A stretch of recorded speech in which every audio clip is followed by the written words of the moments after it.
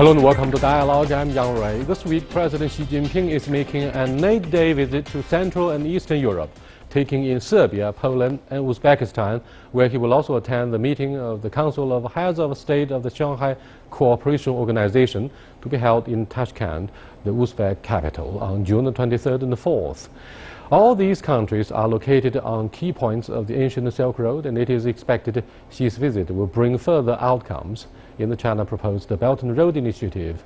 With me to discuss the likely fallout from this round of presidential visits are Jolanka Iwanishka, head of the economic section of the Polish embassy here in Beijing, and Franziska Sishi, a senior researcher at Renmin University. And joining us on the phone, we'll also hear from Professor Wang Yiwei, director of the Institute of International Affairs, also at the Renmin University. But before we get started, let's look at this.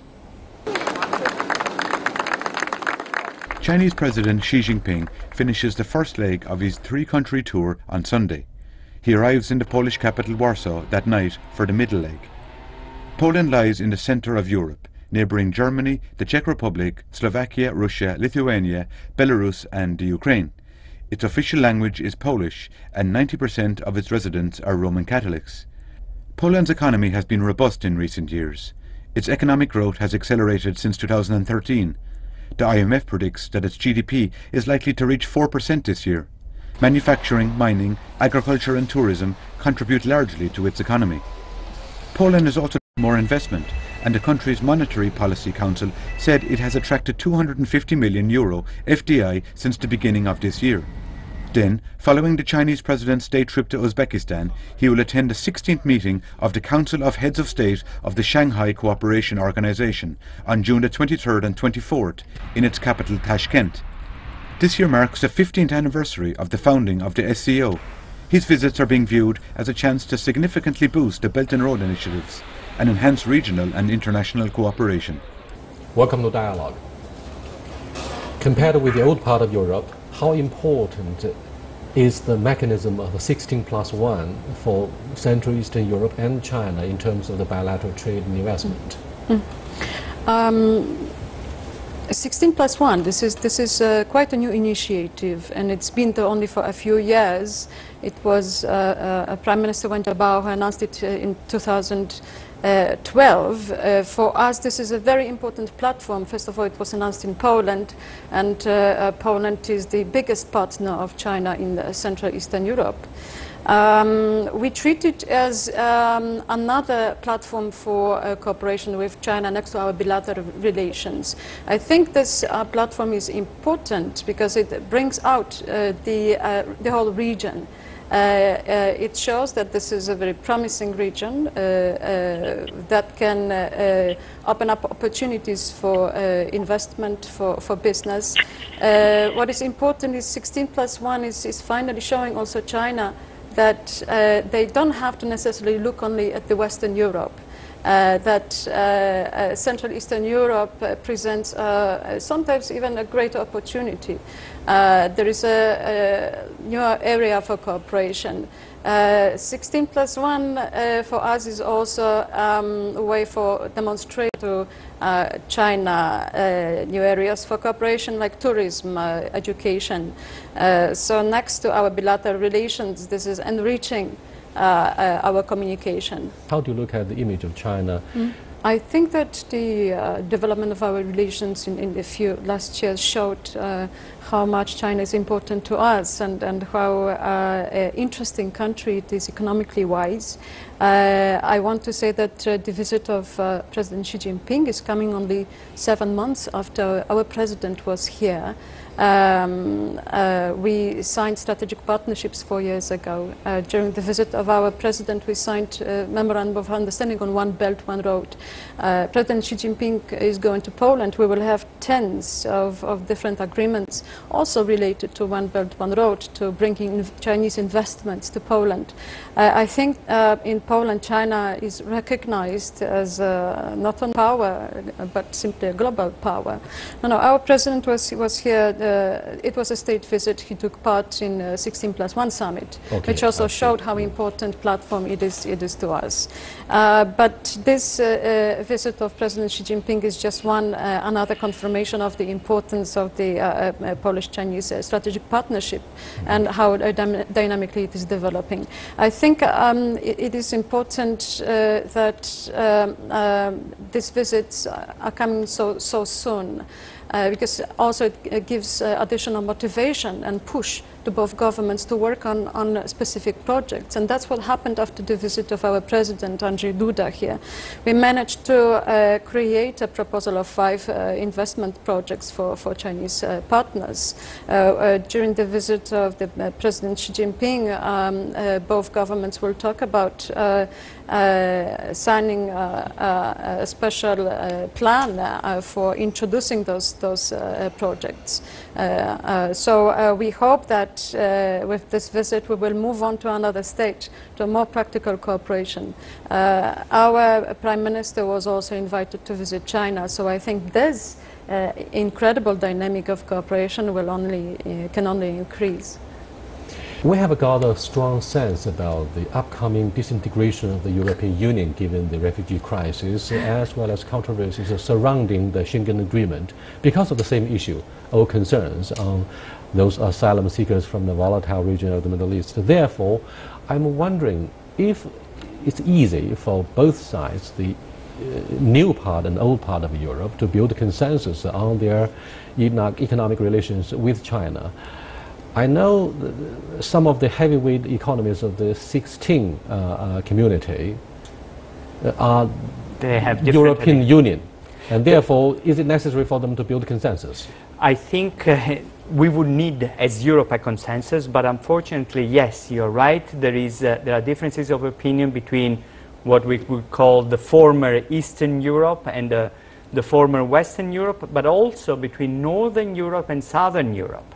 There are many different priorities and also many different policies towards China, which are different also according to what sectors we are speaking of. Say, for instance, clothing.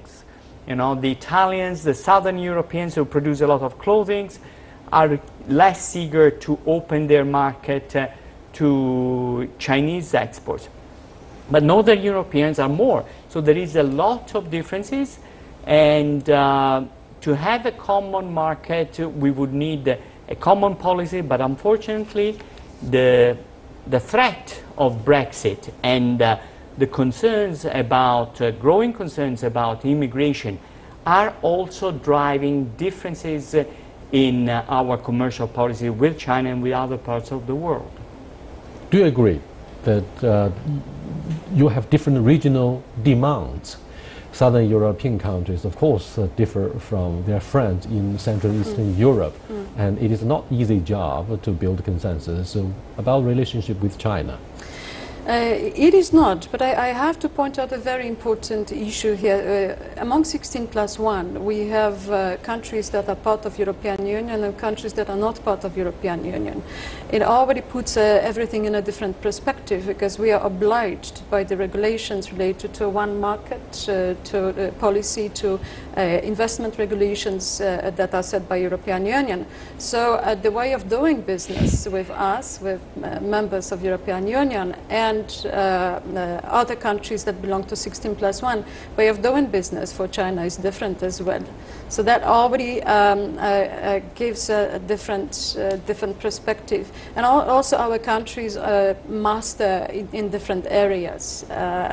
So I think each of our countries has sometimes something competitive advantage to offer to China. So not necessarily we have to compete on many of the same things, but I think that as a whole we can present a better opportunity for cooperation, for example, in logistics and transportation, which is a very important area for Poland.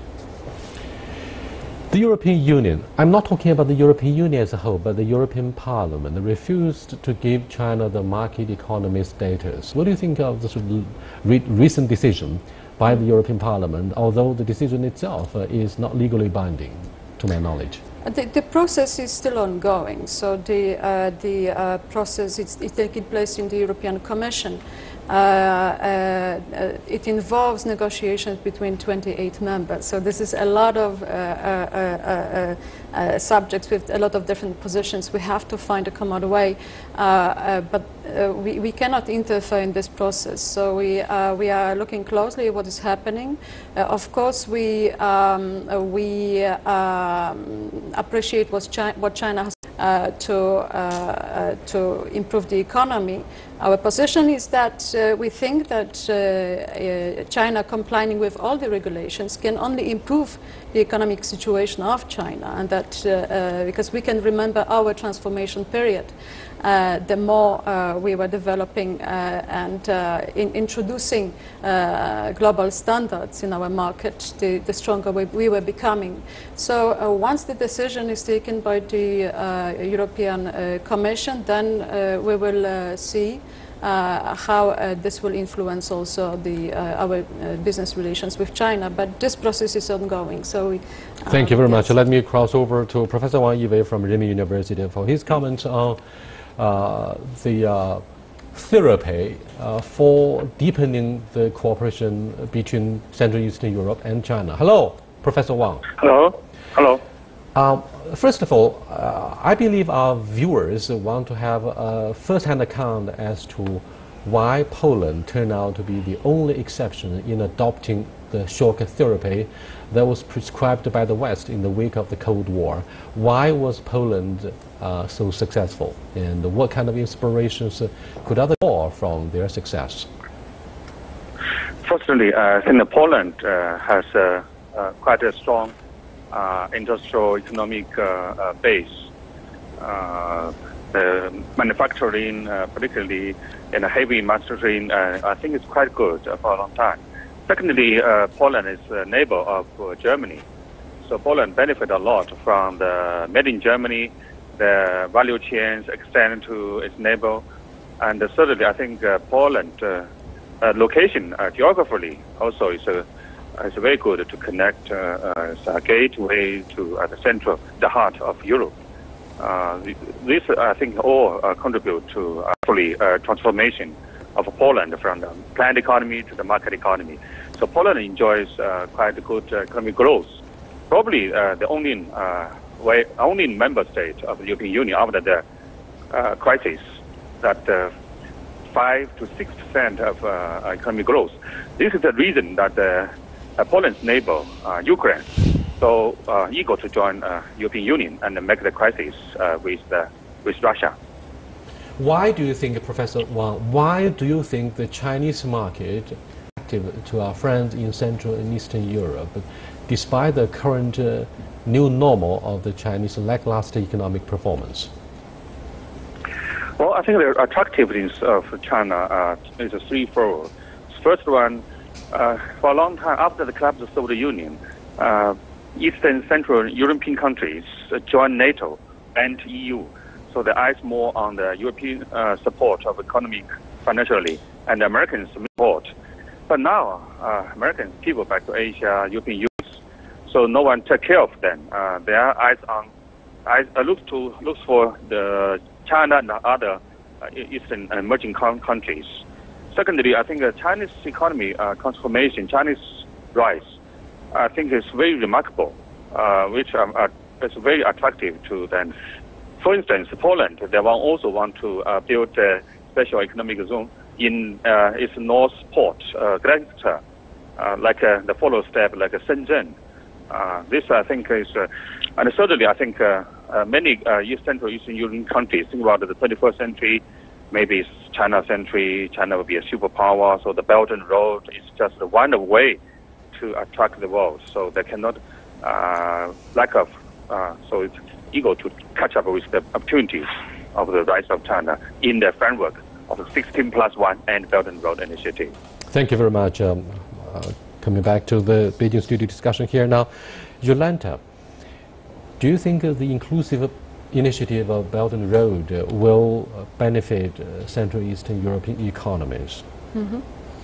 Well, for us, Belt and Road is one of the most interesting initiatives that China presented, and it meets with our own development programs, which focus on increasing connectivity. Francis, is it a matter of how to further modernize the Chinese economy, or is it rather a matter of trade protectionism in times of economic recession on the side of the European Union? Because Chancellor Angela Merkel said during her recent official visit to Beijing that steel production did come across as a major issue in their discussion about China's market economy status. I think, of course, because of the alleged subsidy. Well, there is, of course, both sides. I mean, there is overcapacity in China, but there is overcapacity in Europe, and there are lots of problems in Europe. There are 28 states which have very great difficulties in getting together, and then the agreement goes often on a minimum level, which is protectionism. Unfortunately, there is no political union there, and so every country tries to look after its own interests before the interests of the overall union. So to meet these difficulties with the Chinese difficulties is not easy. Having said that, I think what China can contribute to the building of logistics and the transportation in Europe, and especially in Eastern Europe, Central Eastern Europe, could be important and could be helpful for both that region and Europe overall, and for China also. But you know, overcapacity cannot go on forever, both in Europe or in anywhere else. Francis, going back to the issue of the attractiveness and appeal of the Chinese market, when we ourselves are slowing down significantly from the double-digit growth to a current 6.7 of last year. Now, where are the areas? What are the areas where both sides could see growing complementarity? I think there is one point which is maybe often underestimated, but I think is very important between Eastern Europe and China, which is some kind of cultural heritage. In a way, the communist tradition and the communist experience in Eastern Europe, and also the tradition of the communist power in China, has built a cultural continuum between these two sides. Both sides, in a way, can more easily understand each other because they had to deal with both the Communist Party, although in Poland now the Communist Party is gone, but many people have grown in that. So there is an experience to learn from China in Eastern Europe, as you just said, in reform and modernization, and also there is a better way for Eastern European to come to grips with the system of China, which for Western Europeans sometimes is very difficult to comprehend. Thank you very much. You are watching Dialogue with Madame Julenka Iwańczycka, head of the economic section of the Polish embassy here in Beijing, and Mr. Francisca Xisi, a senior research fellow with Renmin University. We're discussing President Xi Jinping's current visit to Central and Eastern European economies, and we'll be back in a short while. Stay with us. Welcome back. Let me get back to Professor Wang Yiwei for his comment on the Belt and Road Initiative. What do you think of the areas where both Central Eastern Europe and China will benefit? For example, infrastructure, or merger and acquisition. What are they? What are the deliverables that may come out of President Xi Jinping's visit to this region? Well, Central Eastern Europe and Central Asia is the heartland of the Eurasia continent. At the same time, they are far away from the sea, particularly in Uzbekistan. So the Belt and Road initiative helped the landlocked countries and areas to access to the sea. So-called the great discovery and the globalization. Globalization basically is a maritime globalization. 90% of the world trade from the sea. So those areas and the countries, they hope to connect to each other and then access to the sea. This is the reason why those countries so welcome Belt and Road Initiative. Today, the mutual connectivity is not just limited in the road, but also power grid and the internet, and even cyber and also Beidou satellites. So this mutual connectivities, I think this depends on the economy's comparative advantages in the 21st century world economy. So this is, I think, the major work for Belt and Road. Do you think the concerns of the European Commission about the economic status, market economic status of China will prevent our friends in Central and Eastern Europe from moving ahead with more cooperation? Professor Wang. Of course, this is an obstacle. The Europeans now the views of rise of China more competitive than opportunities. For a long time, they treat China as a developing country, emerging power, but now consider by China as a superpower. It's a challenger. So, of course, this is a negative, particularly for so-called the overcapacity. This is a global phenomenon. It's not because of China. But the economic situation, particularly the employment is a big challenge for many European countries. So they're very worried about the Chinese steel, many capacities pouring into Chinese European market. But I think the Belt and Road Initiative is not to do this. It's more seeking opportunities to cooperate in the capacity, not necessarily the China export capacity to those countries. But in the Central Asia and other developing countries, they need Chinese capacity. But the European countries, they need more Chinese investment, not just capacity. And also to build more infrastructure is to help to bridge the gaps. It's very good for European Union. Thank you very much, Professor Wang, for being with us.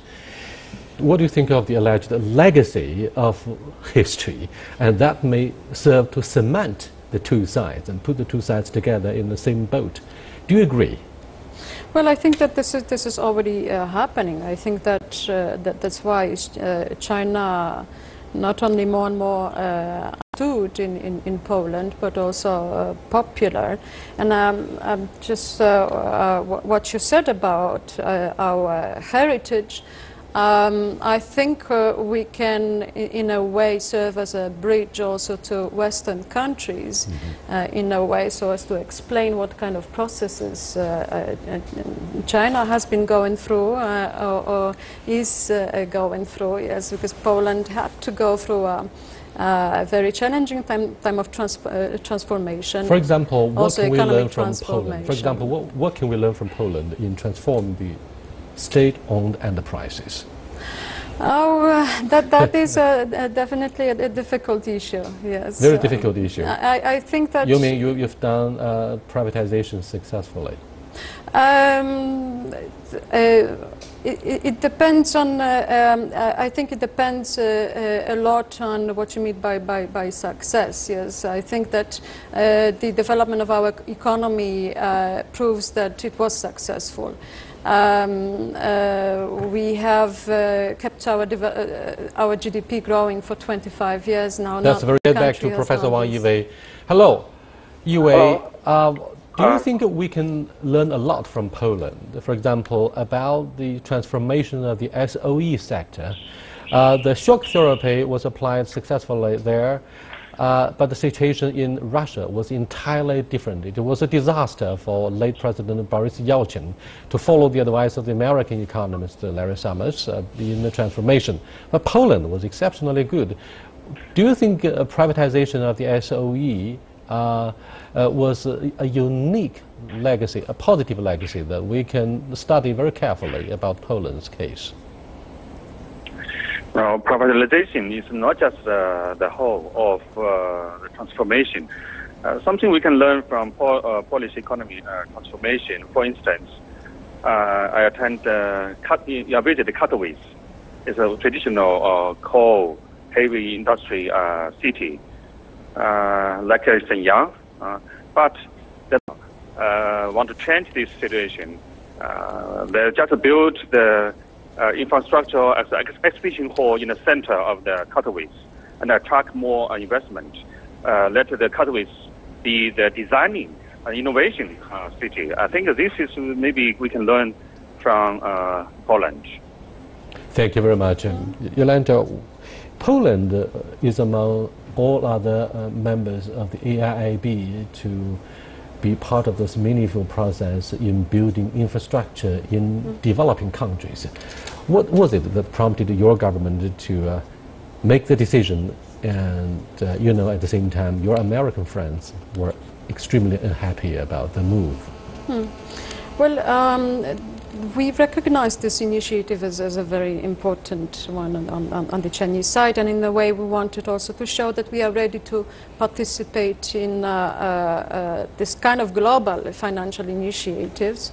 And we hope that this will bring us closer to economically in the partnership with Asia. A few days ago we delivered our ratification papers, so it means that on June 15 we became officially a founding member of AIIB as the only country from Central Eastern Europe. I think this is also a very important sign that Poland, as the largest country from Central Eastern Europe, is ready to join it. From what we expect also from AIIB is we would like to not only to take part in the whole process of creating the bank, but also we hope that our companies will be able to participate in the projects which will be implemented, especially in infrastructure in Central Asia. So this project is important for us both for economic reasons but also for political reasons, as showing will to engage with China on many different levels. With that, we come to the end of this edition of Dialogue on President Xi's visit to Central and Eastern European countries. I'll see you next time. Until then, goodbye.